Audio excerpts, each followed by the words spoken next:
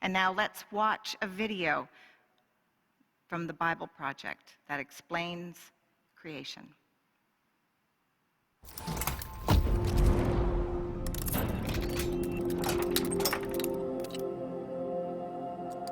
The first book in the Bible is called Genesis. And we're going to look closely at the first page of the book of Genesis. It's a carefully crafted narrative about God creating and ordering the whole cosmos.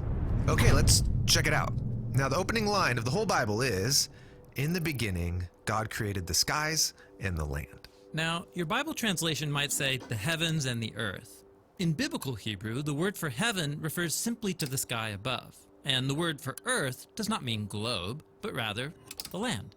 The ground below us. Right. This line is summarizing what's going to happen in the following narrative, which starts in the next line. And it reads, "Now the land was wild and waste." This phrase rhymes in Hebrew. The land was tohu vavohu, which means unordered and uninhabited. This is the ancient way of talking about the pre-creation state, what we might call nothingness.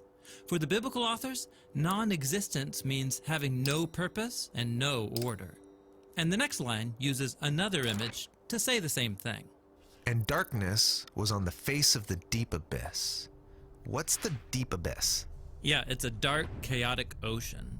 It's another common way the ancients described the non-reality that preceded creation.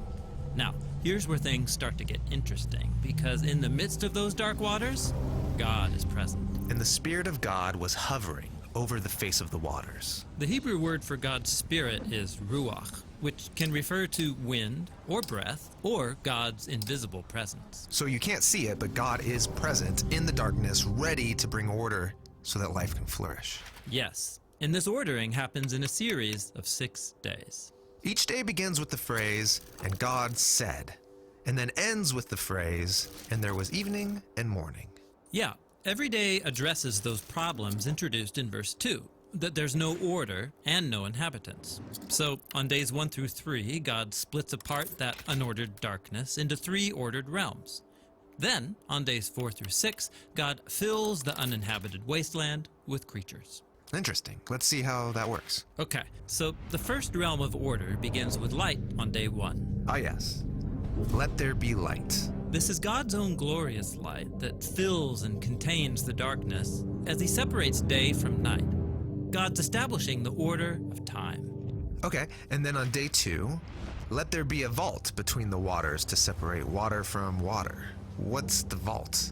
In the ancient culture of the biblical authors, the sky was perceived as a solid dome that holds back waters.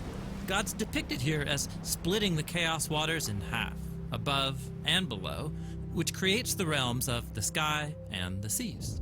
And then on day 3, let the waters under the sky be gathered into one place and let dry ground appear. God is establishing the realm of the land, and it emerges out of the chaotic waters. And then there's a bonus creative act on day 3. God invites plants and fruit trees with seed to emerge out of the land. Okay, so we've got the realms of time, the realm of the sky and the seas, and the land. And they all have order. Right. Now, it's time to go back and fill these realms of days 1 through 3 with inhabitants. This is what happens on days 4 through 6. So on day 4, let there be lights in the vaults of the sky. God installs these lights, the sun, moon, and stars, as signs and symbols that reflect God's own light. He gives them his own royal power to separate day and night. Then on day 5, let the waters swarm with living creatures, and let birds fly above the land. Yeah, these are the creatures that live in the waters below, and those that fly near the waters above. Then finally on day 6, let the land produce living creatures. They emerge up out of the ground to live on the land. And then, matching that bonus act of creation on day 3, God makes a special land creature, human, or in Hebrew, Adam. Then, God provides all of those plants from day 3 as abundant food. Now, over and over, God says what he created was good. But then, after making humans, God says that it is very good. Yes, humanity is the climax of days 1 through 6, and their importance is explained in the first poem in the Bible. So God created humanity in his own image. In the image of God, he created them. Male and female, he created them. So humans come up from the ground like the other land creatures. But they're also more.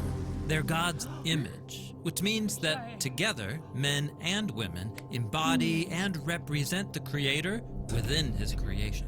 God blessed them and said, "Be fruitful and increase in number, fill the earth and subdue it, ruling over the creatures." This is the purpose of being God's image, to oversee creation as God's partners and representatives in the world. Very cool. Now, after the 6 days, we get a concluding line that links back to the key words of the opening line. And so were completed the skies and the land and all their inhabitants. Except there's one more day. It stands outside the pattern of days 1 through 6. It's the big climax. And God completed on the seventh day the work which he had done. And he rested on the seventh day from all the work which he had done. And God blessed the seventh day and set it apart as holy. So God rests on the 7th day. This is a standard biblical image where God, after ordering the cosmos, comes to rest and dwell in his sacred space. It's like the whole world is a holy temple where God lives with his people. Now that phrase, "there was evening and morning," it doesn't appear on day 7. That's right. The 7th day has no end. That's because Genesis 1 is describing God's ideal vision for the whole cosmos. A place where God lives with his partners to rule the world in harmony forever. Yes, the 7th day is the goal of creation. It's actually so important that the author of Genesis 1 has woven the number 7 into every part of the story. There are 7 days of creation, 7 announcements that creation is good.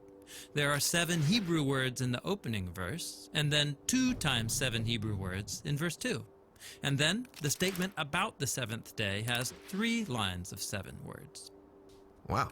So the first page in the Bible is doing way more than just telling us how the world was made. Right. Genesis 1 has been designed to show us that God's purpose is to share creation with his images, so they can rest and rule it with him forever. And that purpose is what the rest of the biblical drama is all about. Thank you. A bit of a long video, but it's a long reading, so I thought we'd do something a little different and have a video. You're going to want to go back and watch it again. There were so many neat tidbits in that. So you can just Google the Bible Project and find the information video on Genesis 1.